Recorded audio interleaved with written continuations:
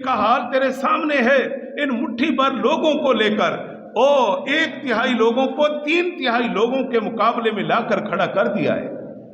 اب یہ لوگوں کی محبت اور جذبات کہ تیرے نبی کا حکم مانتے گئے اور یہاں میدان میں پہنچ چکے ہیں، اور اے باری الہ اب جو وعدہ تو نے مجھ سے فرمایا ہے وہ وعدہ پورا کر، وہ وعدہ پورا کرنے کا وقت آ گیا ہے۔ اللہم نصرک، اے اللہ میں تیری مدد کا طلبگار ہوں۔ ہائے ہائے ہائے، اللہم نصرک، اللہم نصرک، اللہم نصرک، اے اللہ میں تیری نصرت کا طلبگار ہوں، تو ہماری مدد کر۔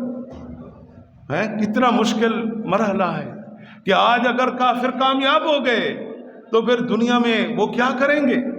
مسلمانوں کا طنز، نبی کا مذاق اڑائیں۔ وہ تو پہلے بھی بہت طنز کرتے، پہلے بھی بہت مذاق اڑاتے ہیں جی۔ اور کوئی سائل آتا تو پتہ ہے کافر کیا کہتے کون ہے تو؟ وہ کہتا نا میں مسلمان ہوں۔ تو کہتے وہاں پہ چلا جا جہاں گھروں میں کئی دن تک آگ بھی نہیں جلتی، یعنی جو بھوکے ہیں جن کے گھروں میں کچھ نہیں ہے، ادھر طنز کر کے یہ کہتے تھے، حضور کا مذاق اڑاتے، صحابہ کرام کا مذاق اڑاتے، صحابہ کرام کو مارا جاتا، صحابہ کرام پر سختیاں کی جاتی۔ تو آج ان کے مقابلے میں جو نامور قسم کے لوگ ہیں، نامی کے نامی پہلوان قسم کے کفار، آج ان کے مقابلے میں صحابہ اللہ رسول کے حکم سے ڈٹ کر کھڑے ہو۔ اب حضور نے عرض کیا کہ باری الہ اللہم نصرک، اللہم نصرک، اللہم نصرک، اے اللہ میں تیری مدد کا طلبگار ہوں، میں تیری نصرت کا طلبگار ہوں، اے اللہ تو ہماری مدد کر دے، اے اللہ تو ہماری مدد کر دے۔ ہیں جی، اور پھر سن لیں آپ علیہ السلام آسمان کی طرف ایسے حضور ہاتھ بلند کر کے دعا کرتے چلے گئے یہاں تک کہ آپ کے شانوں پر جو ردا مبارک تھی وہ نیچے زمین پر آئی، اور حضرت ابوبکر صدیق جو پیچھے کھڑے تھے اور دیکھ رہے ہیں حضور کی دعا، حضور کا انداز، حضور کے طریقے کہ وہ اللہ تعالیٰ کے قرب میں کس طرح دعا کر رہے ہیں۔ پھر ابوبکر صدیق پر اس دعا کا کتنا اثر ہو گیا کہ وہ پیچھے سے آئے، چادر اٹھائی اور حضور علیہ السلام کے شانوں پر رکھ دی، پیش کر دی، اور پھر آپ علیہ السلام کو پیچھے سے ایسے محبت سے ساتھ لگا کر عرض گزار ہوئے کہ اے اللہ کے پیارے رسول صلی اللہ علیہ وسلم، آپ نے جو کچھ مانگا ہے نا، جس انداز میں آپ نے اللہ تعالیٰ سے دعائیں کی ہیں تو اللہ تعالیٰ آپ کو محروم نہیں کرے۔ یعنی حضور اس طرح، اور ہماری دعاؤں کا بھی حساب لگائیں کہ ہم اللہ تعالیٰ سے مانگتے کس طرح ہے۔ ہم دعا کر رہے ہیں یا اللہ خیر فرمائیں، یا اللہ مہربانی کر، ہمیں تو دعا کرنا بھی نہ آئی، اللہ تعالیٰ سے مانگنا بھی نہ آیا، اس میں بھی ہم الجھے ہوئے ہیں آج، ہیں جی۔ اور بس کیا بتا سکتا ہوں، آگے چلیے، رونا آتا ہے آج لوگوں پر، دکھ ہے، افسوس ہے کہ جتنا آج ہمارا قرآن سے تعلق ہے، دین سے تعلق ہے، اسلام سے تعلق ہے، عبادات و ریاضات سے تعلق ہے، ہم میں سے ہر ایک جانتا ہے کہ ہم کہاں پہ کھڑے۔ اور حضور کی دعاؤں کا اثر ابو بکر صدیق پر اتنا ہو گیا کہ یا رسول اللہ صلی اللہ علیہ وسلم، جس انداز میں آپ نے اللہ تعالیٰ سے مانگا ہے آپ بس فرما دیں، آپ نے انتہا کر دی ہے اللہ تعالیٰ سے التجا کرنے کی، اور اللہ تعالیٰ نے آپ سے جو وعدہ کیا ہے وہ اللہ تعالیٰ پورا فرما دے گا۔ اب وعدہ کیسے پورا ہوتا ہے سنیے۔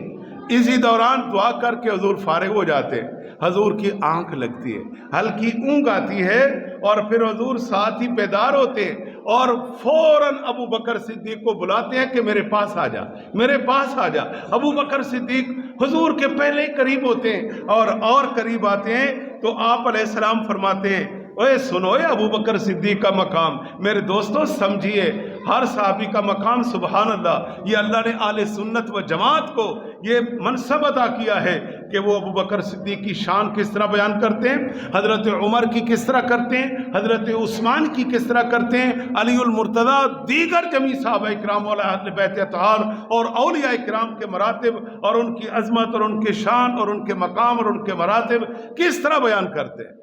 اللہ اکبر۔ اب میدان بدر ہے، دعا کر کے حضور فارغ ہوئے ہیں، حضور کو ہلکی نیند آئی، جو کچھ حضور نے خواب میں دیکھا، حضور نے آواز دی ابو بکر آگے آؤ. آپ علیہ السلام نے فرمایا ابشر یا ابا بکر عطاک نصر اللہ ھذا جبریل آخذ بعنان فرسہ یقودہ علی ثنایاہ النق. اے ابو بکر خوشخبری ہو، اے ابو بکر خوشخبری ہو، اے ابو بکر خوشخبری ہو کہ اللہ کی مدد آ گئی ہے. اللہ کی مدد، بولو اللہ کی مدد. اے ابشر ابو بکر تو خوش ہو. آئے ہائے ہائے ہائے، میدان میں تو 313 صحابہ ہیں، غور کریں یہ صیغہ کون سا ہے؟ ابشر. آئے واحد مذکر حاضر ہے. ابشر تو خوش ہو کہ اللہ کی مدد. کیوں؟ صحابہ میں سب سے بڑھ کر جو حضور کے آگے ہوئے، ردا مبارک اٹھائی، حضور کے ساتھ چمٹ گئے کہ یا رسول اللہ اپنے دعائیں بہت کر دی، اللہ کی بارگاہ میں قبول ہو گئی، اب اللہ کی مدد آ جائے گی، آپ بس کر دیں، بہت دعائیں. تو حضور نے بھی پھر ابشر یا ابا بکر، اے ابو بکر خوشخبری ہو، عطا کا نصر اللہ، کہ اللہ تعالیٰ کی مدد آ گئی ہے. اللہ کی مدد آ گئی ہے، اللہ کی مدد آ گئی ہے. دیکھو یہ جبریل ہیں جو گھوڑے کی لگام کو پکڑے ہوئے جا رہے ہیں اور اس گھوڑے کے پاؤں گرد آلود ہو چکے ہیں. یعنی اللہ تعالیٰ نے فرمایا نا 3000 پھر 5000 کا لشکر جو میدان بدر میں اللہ تعالیٰ کے حکم سے صحابہ اکرام کے ساتھ کافروں کو فنار کرنے میں لڑ رہا تھا. ہاں جی، تو لہٰذا استقور للمؤمنین الن یکفیکم ان یمدکم ربکم بثلاثۃ آلاف من الملائکہ. تو بات یہ ہے کہ آپ علیہ الصلوۃ والسلام نے ارشاد فرمایا کہ ابو بکر بشارت ہو. اب اس کے بعد حضور علیہ السلام جب اتنا معاملہ اللہ تعالیٰ سے طے کرتے ہیں نا، پھر حضور میدان کی طرف آتے ہیں. پھر صحابہ کرام کو ابھی ہدایات جاری ہوتی ہیں جبکہ کفار کی طرف سے پہل ہوتی ہے. پھر اسلام کے سپاہی آگے بڑھتے ہیں، پھر صحابہ مجاہدین آگے بڑھتے ہیں. تو بھائی یہ خطبہ اور یہ دعا کے کچھ کلمات وہ حصے جو ہمارے ایمان کو پختہ کر رہے تھے آپ نے سماعت کیے.